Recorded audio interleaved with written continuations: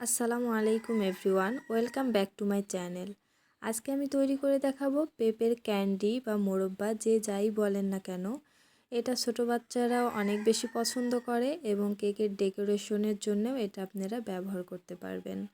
তো খুব ইজিলি এটা বানিয়েছি। তো চলুন মূল রেসিপিতে চলে যাই। তো আমি একটা মিডিয়াম সাইজের পেঁপে খুব ভালোভাবে খোসাটা ছাড়িয়ে ধুয়ে নিয়েছি। ধোয়ার পরে এটাকে আমি কিউব করে কেটে নিয়েছি।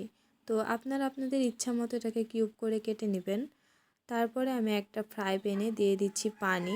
পানিটা যখন ফুটে উঠবে তখন আমি পেঁপেগুলো এখানে দিয়ে দেব। পেঁপেগুলো দেওয়ার পরে ঢাকনা দিয়ে ঢেকে হাই হিটে আমি ঘড়ি ধরে 5 মিনিট এটাকে ভাপিয়ে নিয়েছি। তো সময়টা দেখে করবেন, তাহলে একবারে পারফেক্টলি হবে।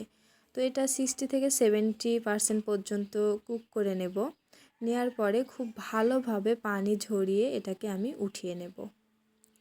তো ওঠানো হয়ে গেলে এখন আমি ফ্রাই প্যানে দিয়ে দিচ্ছি 1 কাপ চিনি আর দিয়ে দিচ্ছি 1.5 কাপ পানি। পানিটা দেয়া হয়ে গেলে এখন যখন একটু ফুটে আসবে খুব ভালোভাবে, তো এই পর্যায়ে আমি দিয়ে দেব ভাপিয়ে রাখা পেঁপেগুলা দিয়ে খুব ভালোভাবে এটাকে নেড়ে চেড়ে আমি বেশ কিছুক্ষণ এটার মধ্যে জাল করে নেব। তো দেখুন, এটা খুব বেশি আঠালো করা যাবে না। যখন হাতে দেখবেন একতারের মতো হচ্ছে, এ পর্যায়ে আপনারা বুঝবেন যে আমাদের পেঁপেটা রেডি হয়ে গেছে। তো দেখতেই পাচ্ছেন একতারের মতো উঠছে, তাহলে বুঝতে হবে আমাদের রেডি। তো এ পর্যায়ে আমি 3টা বাটিতে নিয়ে নিচ্ছি। আমি এখানে প্রথম বাটিতে দিয়ে দিচ্ছি অরেঞ্জ ফুড কালার। তো ফুড কালারটা অপশনাল, আপনারা চাইলে সাদাও রাখতে পারবেন। তো এটা দেখার সৌন্দর্যের কারণে দিয়েছি। তারপরে দিয়ে দিচ্ছি গ্রিন ফুড কালার।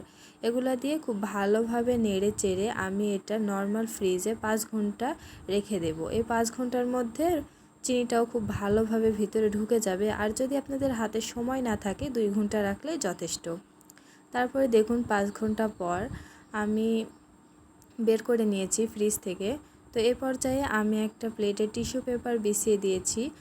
আর ক্যান্ডিগুলা আমি যে রসটা আছে সেগুলো থেকে আমি আলাদা করে নিচ্ছি।